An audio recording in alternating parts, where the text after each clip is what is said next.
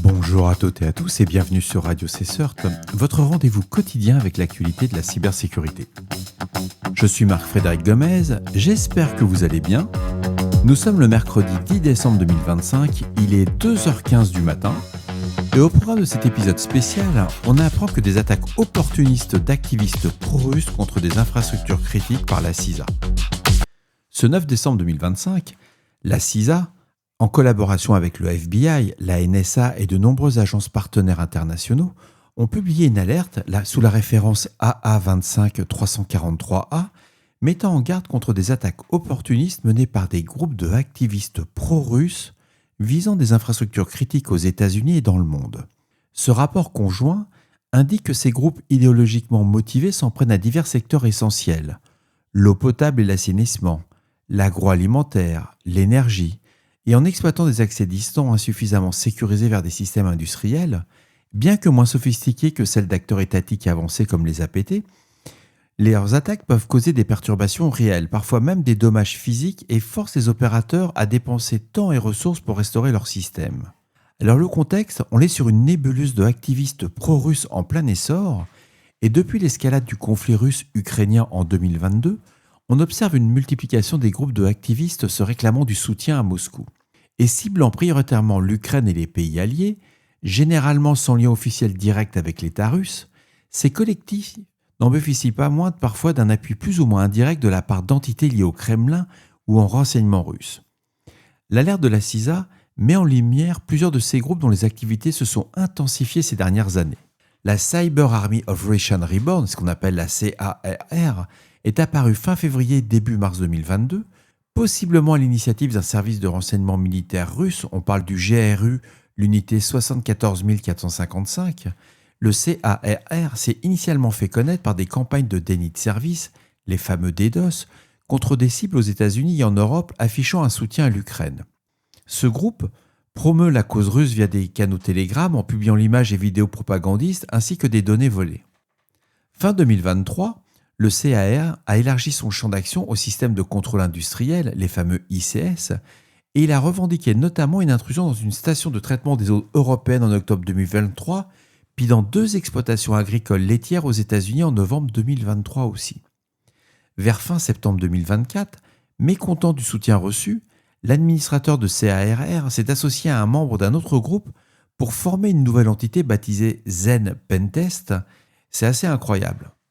Évidemment, on va parler de NoName 05716, actif depuis mars 2022.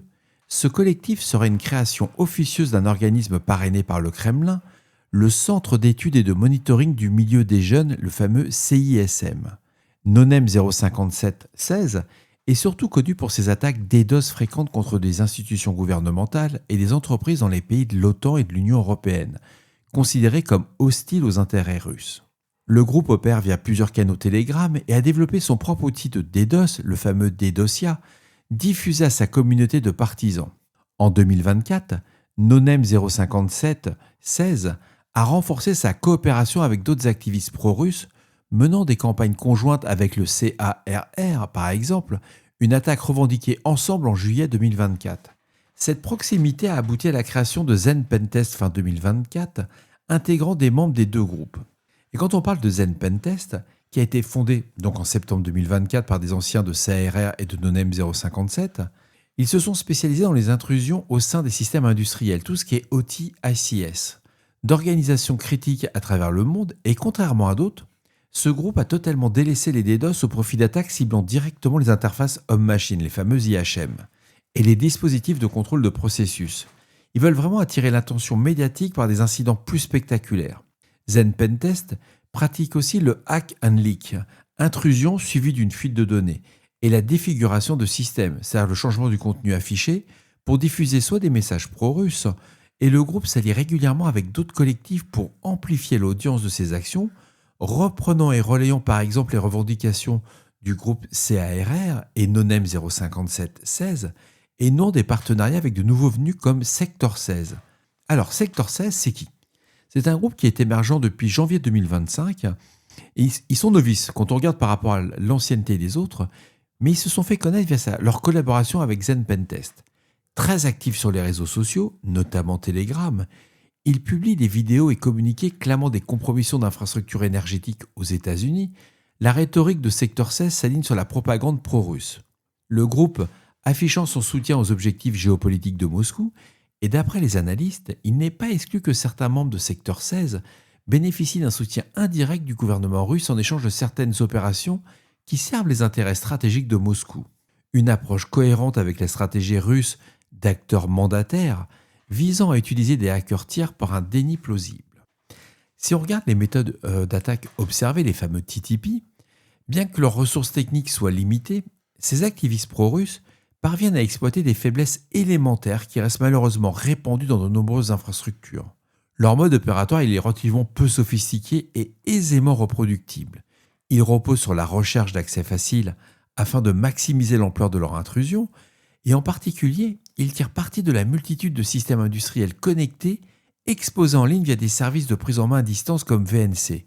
Souvent laissés avec des configurations minimalistes au niveau sécuritaire, cette approche opportuniste privilégie la quantité de cibles potentielles, du réseau d'eau local jusqu'au puits de pétrole isolé, plutôt que leur importance stratégique, ce qui signifie qu'une large variété d'entités peuvent être touchées si leurs systèmes ne sont pas correctement sécurisés, et dans plusieurs incidents récents, y compris en 2025, on a pu constater que ces groupes accèdent au réseau OT des victimes et infiltrent des automates ou systèmes SCADA en suivant un schéma type.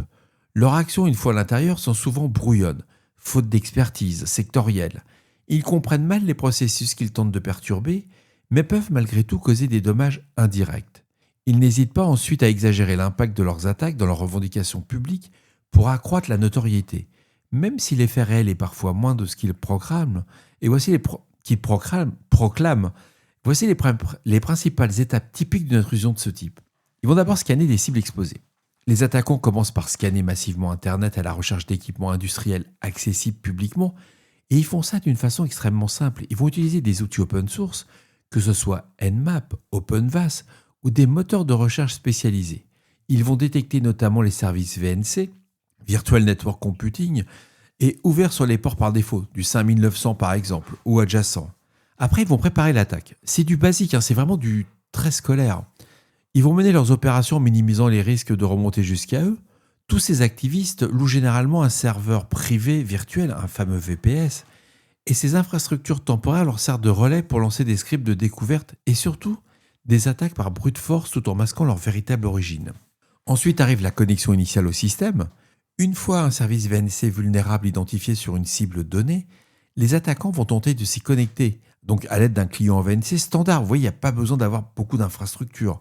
On prend un PC à 2 balles sous Linux, un client VNC, et c'est plié le truc. Et si aucune authentification n'est requise, comme c'est dans certains cas qu'on peut voir dans les systèmes SCADA, ils vont obtenir immédiatement un accès distant à l'interface de contrôle. Arrive ensuite l'attaque par brute force avec des identifiants. Si le VNC demande un mot de passe, le groupe lance alors un script de brute force pour essayer une multitude de combinaisons jusqu'à trouver la bonne.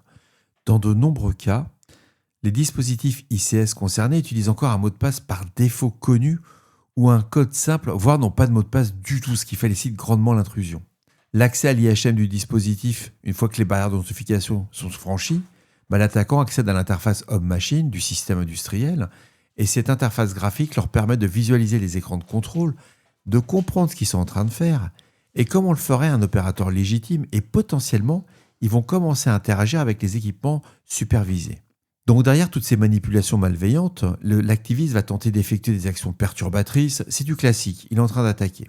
Alors les recommandations de sécurité pour les opérateurs d'infrastructure sont vraiment importantes parce que face à cette menace, l'alerte elle est conjointe. Il y a de la CISA, du FBI, de la NSA, il y a 23 partenaires au total et ils ont émis une série de mesures prioritaires. Je vous recommande fortement de lire cet article. L'objectif, c'est vraiment de réduire l'exposition des systèmes OT sur Internet. On en avait déjà parlé un peu la semaine dernière sur Radio CSERT. C'est limiter autant que possible les connexions directes des équipements opérationnels au réseau public. Aucun dispositif de contrôle industriel ne devrait être accessible librement en ligne. C'est plus facile à dire qu'à faire, mais il faut segmenter et filtrer strictement les réseaux. Mettre en place une séparation nette entre le réseau d'entreprise, l'IT, les réseaux industriels, l'OT, l'adoption d'une zone démilitarisée, la fameuse DMZ, qui va permettre de contrôler les échanges de données entre l'IT et l'OT, mais aussi qu'ils ne soient pas exposés sur les réseaux publics. Alors si je devais conclure, c'est vraiment une mobilisation conjointe d'agences de cybersécurité américaines, européennes et alliées à travers le monde pour émettre cette alerte qui témoigne d'une importance du phénomène. Les attaques de activistes pro-russes sur les infrastructures critiques sont devenues une réalité à prendre vraiment au sérieux. Et bien qu'à l'heure actuelle, ces groupes n'aient pas les capacités d'un acteur étatique de premier plan, ils profitent de failles élémentaires dans la posture de sécurité de leurs cibles pour s'infiltrer, perturber des opérations vitales. Si l'eau est coupée, c'est très compliqué quand même. L'être humain ne vit pas très longtemps sans eau. On peut se passer de la nourriture, on peut passer une semaine sans manger. Ne pas boire pendant une semaine, c'est beaucoup plus compliqué. Il faut savoir que toutes leurs approches sont opportunistes. Ils s'en prennent à toute cible insuffisamment protégée, quelle qu'elle soit. Ça signifie qu'aucune organisation, même de petite taille, n'est à l'abri si ces systèmes industriels sont exposés sans précaution. Il est vraiment impératif pour les opérateurs d'infrastructures essentielles de rehausser sans attendre leur niveau de cybersécurité et en appliquant rigoureusement les mesures de mitigation recommandées. De la même manière, les fabricants d'équipements industriels doivent aussi intensifier leurs efforts pour fournir des produits intrinsèquement plus sûrs afin de réduire la surface d'attaque globale.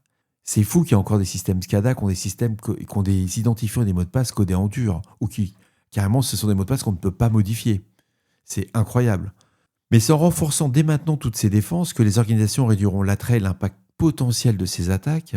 Et j'espère que ce bulletin d'alerte vous donnera envie d'aller lire celui-là de la CISA. Moi, j'ai fait un condensé, il y en avait pour 11 pages quand j'ai fait le résumé, mais c'est vraiment pas mal et ça montre notre niveau de faiblesse sur nos systèmes industriels. Et voilà, cet épisode spécial se termine. J'espère qu'il vous apportera des informations claires et utiles. Il est 2h30 du matin. D'ici là, on ne réfléchit pas, on patch son SCADA. On se retrouve demain je dirais à tout à l'heure pour un nouvel épisode. Le réveil, ça va piquer, il va sonner à 6h. Bon, ça va, c'est cool d'être en cours. Au revoir.